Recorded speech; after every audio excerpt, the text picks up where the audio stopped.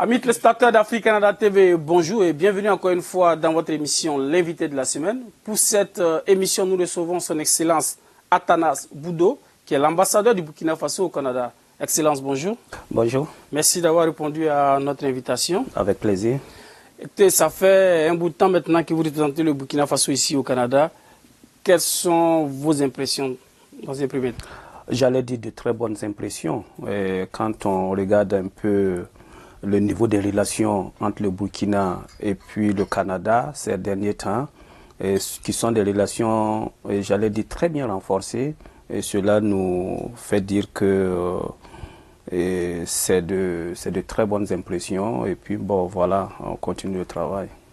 Le Burkina Faso et le Canada tissent de bonnes relations. Est-ce que durant ces dernières années, avec la situation sociopolitique au Burkina Faso, est-ce que cette relation a été ébranlée ou pas? Oh non, pas du tout. Au contraire, cette relation a été encore plus renforcée.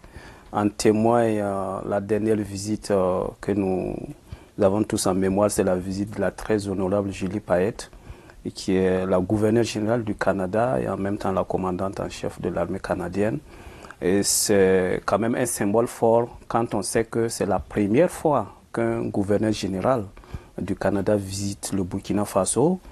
Et cela montre à ce niveau diplomatique que les relations entre les deux pays n'ont pas du tout été ébranlées par les quelques soubresauts que le pays connaît. Du reste des soubresauts que nous allons certainement, que nous apprécions comme étant des soubresauts conjoncturels. On va revenir tantôt sur le sujet de la visite du gouverneur général au Burkina Faso. Mais dans un premier temps, quelle est votre feuille de route? Quelle est votre mission qui vous a été assignée par le président de la République ici au Canada? Oh non, ma mission est toute simple. Ma mission, c'est de travailler à consolider les relations qui existent entre le Canada et puis le Burkina Faso dans tous les domaines. Vous savez bien que entre le Canada et puis le Burkina, les relations vont de l'économie au culturel, et en passant par les questions politiques, et puis bien sûr aussi qu'il y a une forte diaspora qui est en train de venir au Canada. Et tout ça, ça fait des activités qui doivent rapprocher les deux pays, même s'ils sont distants de près de 10 000 km². On rappelle, le Canada est le premier pays investisseur privé au Burkina Faso. Donc, ce qui fait que c'est un partenaire assez important. Au-delà de ça aussi, nous bénéficions des relations de coopération qui amènent le Canada à soutenir certains secteurs comme le domaine de la santé, le domaine de l'éducation.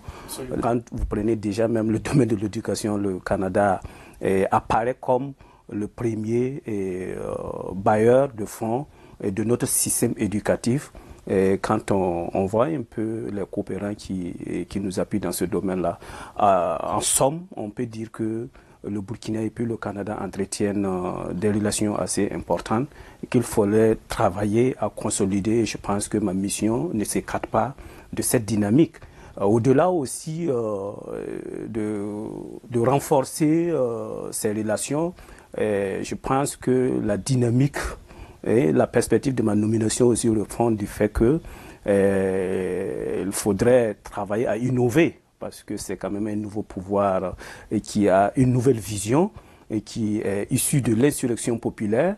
Et donc, a beaucoup de besoins. Il faut travailler à innover, il faut travailler à créer d'autres débouchés qui doivent pouvoir renforcer. Je pense que tout ça est mis dans le panier, fait de moi quelqu'un qui doit, en tout cas, chercher à créer d'autres niches de coopération. Je pense que c'est tout ça qui constitue ma mission. On voit que les relations entre le Burkina Faso et le Canada, c'est une relation assez solide, une relation assez importante. Vu de l'extérieur, on a tendance à croire qu'il y a souvent des petits grains de sable dans ces relations-là. Vous allez peut-être me contredire. Est-ce que la présence de l'ancien président de la République, Zida, au Canada n'est pas une raison de bruit ou des petits grains entre eux? Oh non, bien au contraire, je pense que si Monsieur Zida est au Canada, certainement qu'il ne déroge pas à la règle de ce qui doit s'appliquer au Canada. Certainement qu'il a un statut qui le permet de vivre au Canada. Pour ceux qui connaissent un peu l'histoire, comment il est venu, il a sa famille ici. Et je pense qu'il n'y a pas, au contraire, de bruit. Et vous avez vu aussi que il a aussi une certaine connexion avec le pays. Il a même fait un peu une sorte de récit pour un peu décrire sa lecture de la situation politique au Burkina à travers un document qui a bien été partagé au Burkina, son opinion, et ça n'a pas fait l'objet d'obstacles. D'obstacles de la part des gouvernants, pour vous dire que ça fait partie des éléments essentiels de la démocratie dans un pays. Et je pense que le Canada est conscient de cela, tout comme le Burkina aussi est conscient de cela. Et du reste, Zidane n'est pas le seul cadre burkinabé qui est en dehors du Burkina. Vous avez d'autres personnes qui sont au Sénégal, qui sont en Côte d'Ivoire, qui sont un peu partout, et qui d'une manière ou d'une autre, en tout cas, restent toujours des Burkinabés. Et je pense qu'il n'y a pas de problème majeur à cela. On va aborder maintenant un sujet qui est assez particulier, qui vous tient fortement à cœur, c'est le sujet de la situation économique au Burkina Faso. Et puis c'est une situation économique qui vous a amené à instruire et à organiser un forum économique burkinabé au Canada. C'était très récemment. Ça répond à quoi, tout cet objectif-là d'un forum Burkina-Canada? Ça répond toujours dans la dynamique de travailler à vendre plus le Burkina à l'extérieur, parce que quand vous regardez, je vous disais tantôt que le Canada est le premier investisseur privé au Burkina Faso. Cela dit, c'est surtout dans le domaine des mines que le Canada intervient, au niveau du Burkina et bien d'autres domaines, mais l'essentiel c'est au niveau des domaines. Et pour ceux qui savent, les mines contribuent essentiellement à la formation du budget de l'État, à peu près un tiers de la formation des recettes fiscales. Ce qui fait que nous nous sommes dit que non, mais l'or n'est pas le seul produit d'exportation du Burkina. Nous avons le coton, qui est le deuxième produit d'exportation. Nous avons le sésame, nous avons le beurre de karité. Nous avons beaucoup de secteurs que nous pouvons travailler à valoriser, mais surtout aussi à diversifier les produits d'exportation du Burkina vers le Canada. Et également, du même coup que nous faisons découvrir le Burkina par le Canada, nous amenons les Burkinabés aussi à mieux découvrir le Canada, qui peut permettre en tout cas de renforcer les échanges entre les deux pays, ce qui a justifié l'organisation de ce forum économique qui a vraiment connu un succès assez important, parce que les Canadiens avaient commencé à comprendre mais le Burkina, ce n'est pas seulement la destination touristique, ce n'est pas seulement la question de langue, le Burkina n'est pas seulement la question de l'or, mais le Burkina a tellement de potentialités qu'on fait que le forum a connu de succès. Figurez-vous que le Canada, il y a 10 États, avec 3 territoires bien sûr, et dans ces États, que ce soit du Manitoba, au niveau de l'Alberta, vous avez beaucoup d'opérateurs économiques qui sont venus et qui ont compris qu'il y a beaucoup de niches de coopération qui peuvent être, en tout cas, cultivées, renforcées dans ce cadre-là. Voilà ce qui a justifié la toute première fois que nous organisons un forum économique au Canada. Et du reste, ça permet aussi à la communauté burkinabé, qui est là, les entrepreneurs, et de pouvoir aussi contribuer au développement du pays. On voit très bien que ce forum économique est assez alléchant, assez important pour le Burkina Faso et le Canada. Est-ce que tout cela n'est pas un peu freiné par le contexte sécuritaire au Burkina Faso? Non, il faut dire que, bien au contraire, le forum économique tel que organisé doit nous permettre, au contraire, de travailler à renforcer les relations économiques entre les deux pays et surtout nous amener à trouver d'autres débouchés, j'allais dire d'autres niches de coopération, parce que quand on interroge un peu la structure des exportations du Burkina vers le Canada, vous voyez que c'est essentiellement dans le domaine minier que cela se fait. Mais le Burkina ne produit pas seulement que de l'or. Vous avez le deuxième produit d'exportation qui est le coton. Vous avez également le sésame. Vous avez le beurre de karité que nous avons. Et pour nous, c'est de travailler à diversifier les exportations du Burkina vers le Canada. Et du même coup, nous faisons découvrir plus le Burkina par le Canada, mais également, nous faisons découvrir le Canada par les Burkinabés, parce que la plupart du temps, les gens sont orientés vers d'autres horizons. Donc, en organisant le forum économique, ça permet encore un autre regard du Burkina, et je pense que c'est ça que nous sommes en train de faire. Et comme j'étais en train de le dire par rapport à cette relation économique, c'est vrai que le Canada investit dans le domaine privé, notamment dans certains sites miniers et ainsi de suite, mais également en termes de coopération, le Canada accompagne le Burkina dans certains secteurs sociaux comme la santé, l'éducation et bien sûr l'environnement et ainsi de suite, ainsi de suite. Le sujet qui m'intéressait, c'était le sujet de la sécurité au Burkina Faso. Est-ce qu'aujourd'hui on n'a pas le sentiment que, si vous voulez, sécurité, terrorisme et que toutes ces zones qui sont concentrées par de ce Burkina, est-ce que toutes ces zones-là ne sont pas aujourd'hui affectées par l'insécurité dans cette région-là? Non, au contraire, je pense que la question sécuritaire n'est pas une question qui peut freiner l'élan de développement d'un pays. Ça ne doit pas non plus nous contraindre dans notre liberté d'imagination, de créativité pour pouvoir développer ce pays-là. On prend certainement la question sécuritaire aujourd'hui comme un enjeu, au même titre que la question de l'eau potable, au même titre que le logement, de l'emploi, d'un certain nombre de paradigmes qui doivent contribuer à dessiner des politiques publiques pour le bien-être des populations. Donc, même si cette question est là, pour nous, c'est une question conjoncturelle. Et même les sites miniers, quand vous prenez un peu les sites miniers et puis d'autres sites économiques, ce ne sont pas des sites qui sont forcément touchés parce que la question est une question assez conjoncturelle et qui ne touche pas seulement le Burkina, qui touche aussi un certain nombre de pays. Et au contraire, nous sommes toujours en train de travailler et nous considérons ce besoin des populations de vivre en paix comme un autre challenge. Justement, qu'est-ce qui est fait exactement pour remédier à ces problèmes-là, ces problèmes assez sécuritaires, parce qu'on voit que ça prend de l'ampleur. C'est un problème qui est nouveau au Burkina Faso, qui n'était pas présent sous l'ancien régime. Qu'est-ce qui favorise, selon vous, cette situation d'insécurité, et qu'est-ce qui est réellement fait sur le terrain? Parce que il n'y a pas de journée qui passe sans qu'on entende parler de ce type d'incident-là. Et qu'est-ce qui est réellement fait pour le Burkina Faso? Non, on peut dire que ce qui peut-être favorise, parce qu'on ne peut pas maîtriser tous les paradigmes, parce qu'il y a tout un débat, il y a toujours des recherches, il y a toujours des analyses. Toujours est-il que la question sécuritaire est un fait. Qu'est-ce qui l'a favorisé? On a simplement constaté que la question terroriste, entre-temps appelée djihadiste, a surtout pris de l'ampleur depuis la question, depuis le désarmement, ou du reste depuis l'attaque, j'allais dire impérialiste, au peuple libyen, ce qui a amené un certain nombre de désarmements, un certain nombre d'insécurités au niveau de la sous-région, en passant par l'Algérie, en descendant au Mali, aujourd'hui le Burkina et puis le Niger, et que dirais-je peut-être dans d'autres contrées.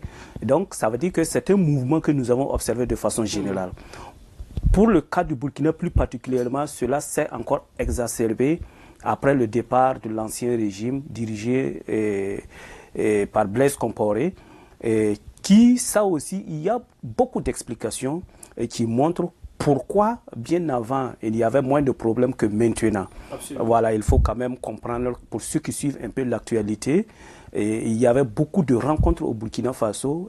Ce n'est pas le seul problème qui a été débattu au Burkina, même la crise ivoirienne a été débattue au Burkina, la crise guinéenne, beaucoup de crises ont été débattues au Burkina sous Blaise Compaoré, mais ce qui nous intéresse ici, c'était surtout la crise sécuritaire, qui a été l'occasion pour le régime, l'ancien régime, de recevoir beaucoup d'autorités, beaucoup de groupes qui se réclamaient d'un certain nombre d'attaques, aussi bien au Mali qu'ailleurs, qui se retrouvaient au niveau de Burkina Faso. Donc la solution peut être politique, elle doit être politique. Nous pensons bien sûr que c'est une question politique, mais qui va au-delà de politique. peut-être d'autres considérations, même qui dépassent le cadre nation.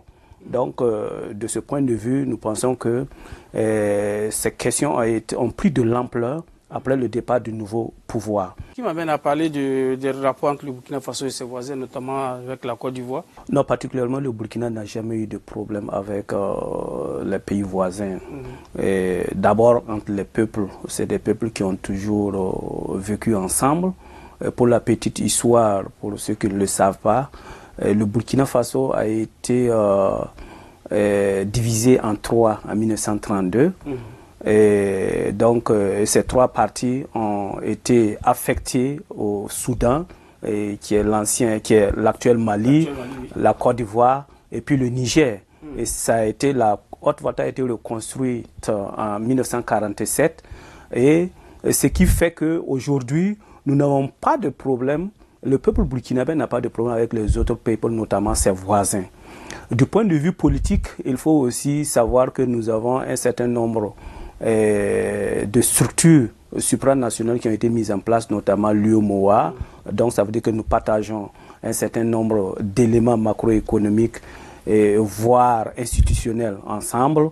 Et à travers l'UEMOA, à travers la CEDEAO et bien d'autres structures qui nous permettent en tout cas de vivre ensemble. Nous n'avons jamais eu de problème dans ce sens. Si c'est la question de certaines autorités de l'ancien régime qui se retrouvent en Côte d'Ivoire aujourd'hui, bon, là, il appartient au peuple ivoirien d'apprécier leur présence là-bas. Dans tous les cas, comme nous le disons, ce n'est pas les seuls cadres burkinabés qui sont en dehors du Burkina Faso. Et pour nous, c'est de travailler à faire contribuer tout cadre, quel que soit là où il réside, pour la construction de la nation. On sait que le Burkina Faso va connaître ses élections présidentielles l'année prochaine, en 2020. Et il y a une question qui est assez cruciale pour toutes les diasporas africaines, notamment celle du Burkina Faso, c'est le vote de la diaspora burkinabé. C'est un enjeu assez important. Est-ce qu'il va finalement avoir lieu? Oui, tout est fait pour que le vote des Burkinabés de l'extérieur puisse avoir lieu. Et quand même, il faut rappeler que c'est pour la première fois. Mais quand même, il y a un certain nombre de signaux forts qui ont été mis en place.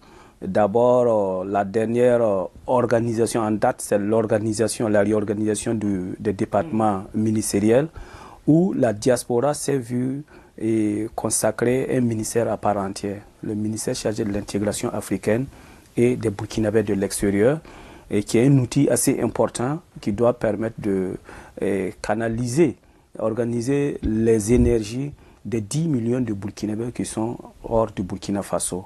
Et je pense que avec le processus entamé, notamment avec la révision du code électoral, avec les actions qui sont menées au profit de la diaspora pour les permettre de se recenser, pour les permettre de s'intéresser même à l'actualité politique burkinabé, mais aussi d'attirer leur attention pour leur contribution. Je pense que ça sera presque une réalité et beaucoup de démarches sont faites dans ce sens-là.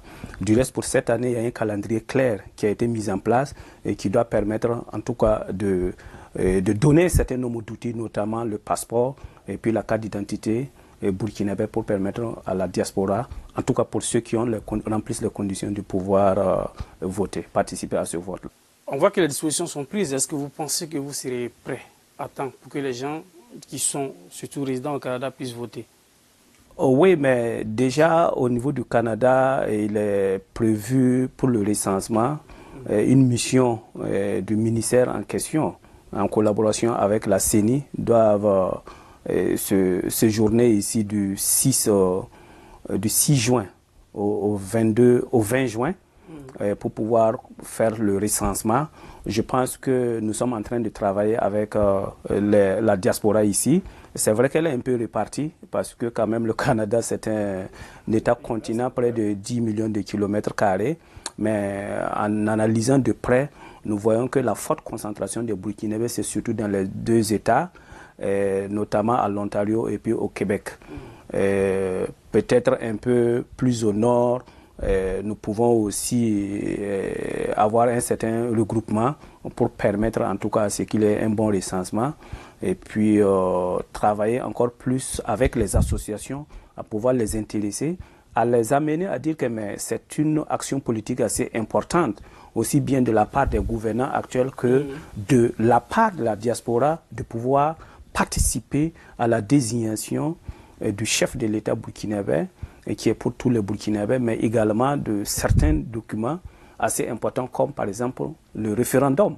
Donc je pense que c'est quand même des scrutins assez importants et qui ne doivent pas, qui doivent permettre à tous les Burkinabés de participer. Et au Canada, nous sommes en train de travailler pour. Pour terminer, restons sur le sujet de la diaspora. Aujourd'hui, qu'est-ce qui est fait aujourd'hui pour faciliter un peu l'apport de la diaspora au niveau du pays, notamment en termes de facilités pour investir et tout ça, uniquement pour la diaspora? Est-ce qu'il y a des facilités qui sont prévues pour eux? Oui, mais il y a des facilités et ces facilités ont été expliquées de long à large, mais ça a été le forum économique quand qu'on était en train de développer, a été un cadre aussi qui a permis, en tout cas aux autorités burkinabées en charge des questions de commerce, la question de développement tout court, de pouvoir échanger directement avec certains entrepreneurs burkinabés au Canada. Donc de la diaspora, constitution de la diaspora, ça c'est d'un. Deuxièmement, il y a un certain nombre de mécanismes de facilitation qui ont été mis en place en passant par le logement, je vais parler du ministère de l'Habitat, en passant par le ministère de l'Agriculture, des ministères porteurs d'un certain nombre de projets, de pouvoir également communiquer et de pouvoir leur donner ces mécanismes-là pour les permettre de contribuer. Enfin, il faut encore revenir au fait que le ministère qui est chargé des Burkinabés de l'extérieur s'organise aussi pour pouvoir faire de telle sorte que la diaspora burkinabé autrefois, qui par exemple était porteuse d'un certain nombre de projets, ne savait pas qui était l'interlocuteur direct, parce que la question des affaires étrangères était vraiment des questions diplomatiques et des questions politiques. Mais quand vous avez un dossier dans le domaine de l'agriculture, vous avez un dossier dans le domaine du commerce ou dans n'importe quel autre domaine, vous ne savez pas quel ministère ou bien qui est votre répondant direct au niveau pays. Mais aujourd'hui, il y a un ministère clé qui a été mis en place.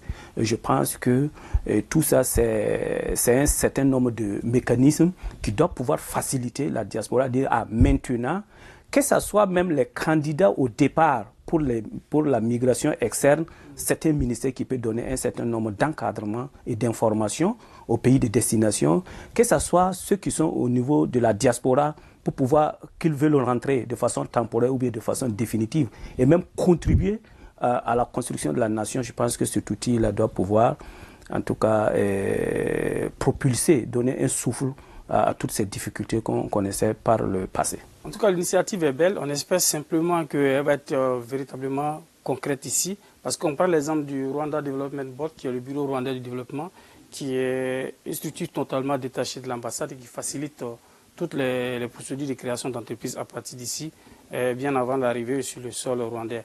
En tout cas, Excellence, merci. Merci infiniment d'avoir répondu à notre invitation. Et on se donne rendez-vous pour la prochaine fois. C'est moi qui vous remercie pour de vous être déplacé, mais surtout d'intéresser à l'actualité, de vous intéresser à l'actualité burkinabé.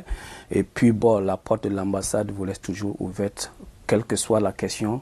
Et nous sommes prêts à aller dans ce sens, pourvu que ça soit dans le bon sens et pour la construction de nos nations. Merci, merci infiniment. Amis téléspectateurs d'Africa TV, merci à vous, merci de nous avoir suivis. Et on se donne rendez-vous très prochainement avec un autre invité. Merci, au revoir. Merci beaucoup. Merci.